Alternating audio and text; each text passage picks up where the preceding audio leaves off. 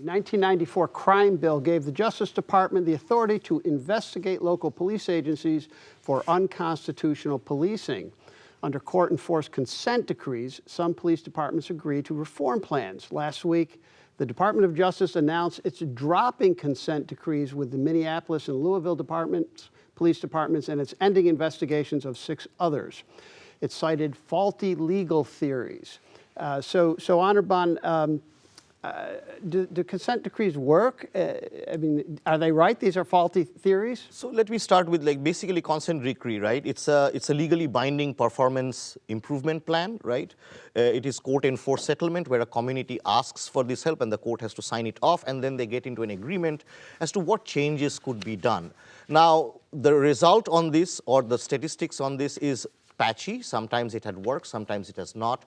But the idea is to create visibility, right? For example, the New York Department of Corrections might be, there was a talk that they might have to be in this kind of consent decrees for Louisville and so on. Now, I think that even after removing these consent decrees, as I was listening to some of the police officers from Louisville, they are saying they were going to continue with these reforms. They have already done these reforms that has done better for their department.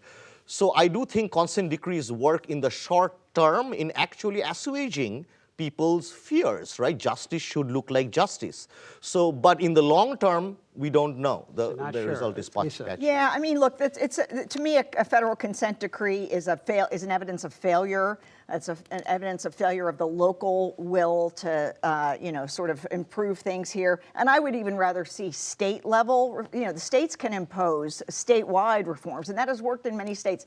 Some of these consent decrees, I mean, some of them have been going on for more than 20 years. And they are expensive because a monitor has to be appointed. They've got to be paid. They've got to report back. To me, it's the least best solution. So maybe there's a better way. Yeah, the interesting thing here is that these sorts of consent decrees started in the 1960s, 1970s to force southern states where minorities had little power to do what is right. But now if you look at some of the most recent major consent decrees, they are in blue cities. And so I think I would agree with Lisa that those who live in those cities should use their power as voters to force many of those blue cities and blue states to deal with this issue.